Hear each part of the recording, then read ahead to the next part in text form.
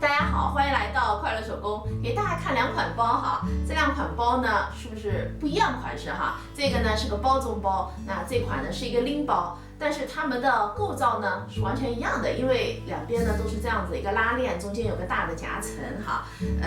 这两款包的做法是完全不一样的。这款黄色的包呢做法简单哈，它是通过包边做的。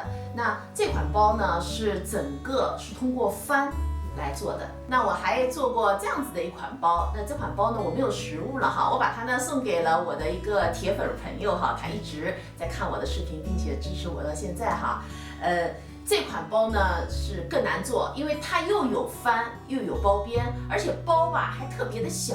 蓝色的包呢是前两天我刚发过视频哈，黄色的包呢是21年11月24号发过的制作视频。那花的这款包呢，我是21年的1月29号发的视频，我自己哈给这3款包呢评了一个级。那这个做法呢算是初级，完了以后这个中级。花的这款算是高级，您要是把这3款包全部都做出来，并且没有问题的话，我敢说哈，您这手艺啊，在我视频当中的这些包，那再制作起来呢，就完全没有难度。这期视频内容啊，就是这些了，感谢您呢花宝贵的时间来看我的视频哈，记得呢帮忙点赞，咱们下期再见。